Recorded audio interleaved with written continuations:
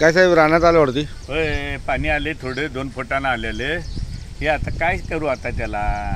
तुला सांगतो, माझा 220 जाधववाडी नावासकट मी आणि रेड झोनचा ठराव पण मी केला. कोट्याधीश आम्ही पण होऊ शकतो, पण जनतेला काय त्याचं नाही आहे देणं आणि घेणं.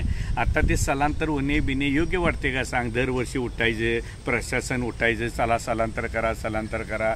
आता त्यानंतर नेते मंडळी येणार, पूरग्रस्तांना मदत, ह्याव त्याव आयुष्यभर कायम नुकसान व्हायला पाहिजे तशा भरी टाकायला आल्यात, बांधकामं चालल्यात. त्याकडं कोणाचंच लक्ष नाही, जनतेचं जरा नाही. जनतेला कळते पण वळत नाही. माझं स्पष्ट उठायचं आणि ते उड्डाण पूल आणि तो पूल हा हाच विषय. पण जिथं ज्या जाणाऱ्या गोष्टी होत्या, पाण्याचा निसरा होणाऱ्या ज्या गोष्टी होत्या, त्या आता तुला असं वड्याचं गटारी केल्यात, पाहिजे तशा भरी टाकायला आल्यात. आणि पाहिजे बाबा रेड झोन म्हणजे बांधकामं करू नये असं नाही आहे रे. 2, 3, 4 फुटाचं कॉलम करा, 1 महिना पाण्याला ठेवा, 11 महिने तुम्ही जागा वापरा, तरी पण पाहिजे तशा भरी टाकायला आले आहेत. आणि आमच्यासारख्या शेतकऱ्या लोकांचं नुकसान व्हायला आले. आता ह्या कोंबात जर पाणी गेलं, अजून धरण सुटायचं, एकदा धरण सुटलं की नाही येणार. आता बिन धरणाचं किती पाणी आले बघ.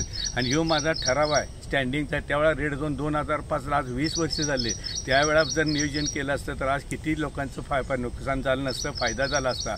आता उठायचं, स्थलांतर करा म्हणजे झालं काय? त्यात पाणी घुसलं, घरात रंगरंगोटी झाली, घर नाजूक झालं, फर्निचर बोंबलत, लाखो रुपयाचं नुकसान होते. आणि देणार शासन 10 आणि 5,000 रुपये. आणि ही जी लोक मदत करतात की नाही, हीच बिल्डर लॉबी, ह्यांचंच सगळं दिसते बांधकाम. जरा बाबा तिन्ही पण जाणार नाही तर मनाची लाज ठेवली पाहिजे की बाबा आपण आपलं कल्याण करण्यासाठी दुसऱ्याचं वाटोळं करतोय आपण. त्याचा तर जरा तर विचार करायला पाहिजे. करा ना. नाही तिथं आता एक ठिकाणी 10-10, 20-20 फूट तळमजली करून खाली करायला आल्यात. आणि इथंच कशाला भरी टाकायला लागतात? ज्या ठिकाणी पाण्याचा प्रवाह येतो तिथंच पाणी करण्यापेक्षा कॉलम टाकलं तर चालते का नाही मला सांग? बांधकाम करता येतात का नाही? मी काय बिल्डर लॉबीच्या नावं कोणाच्या विरोधात नाही आहे, पण नियोजनमध्ये शिस्तबद्ध. आता प्रशासन म्हणजे कोण आणि पैसा कोणाचा? जनतेचाच पैसा जनतेला. प्रशासन पण एवढं पगार खाते, त्यांचं लक्ष आहे का नाही? हां, आता तुम्ही उगं नाटकं करा, गाड्या घेऊन फिरवायच्या, उगं जर रात्रीचं हे करा, ह्या इशीतनं खाली उतरत नाही, ते गाड्यातनं उतरत नाहीत, मरणारी मारायला आल्यात. स्थलांतर करा, 10-10 करा, आणि ते एवढं सोपं आहे का सांग या गोष्टी?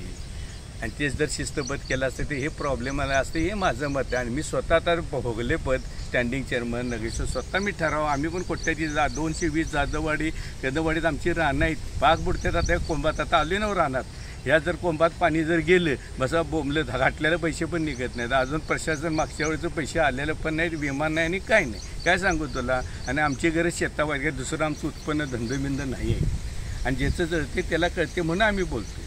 आणि आम्हीच खोळ्याला उठायचं दिसतो, आम्हीच खोळा आहे म्हणायचं, आम्हीच बन मोठं दाखवायचं. तेवढं माझा देश, माझं कोल्हापूर म्हणून मी ठराव केला. हां, वाईट वाटते आम्हाला. आम्ही कोणासाठी केलं हे मला वाईट वाटते. त्याचं जाऊन दे तिकडं. आणि जनता पण झोपली आहे, काही बोंबलून उपयोग नाही. परत गमं बन त्यांना कसं घेणे की रात गई बाद गई. आता आलं पाणी आलं तेवढं 8 दिवस बोंबलायचं, परत आहे तसं आहे रोटी.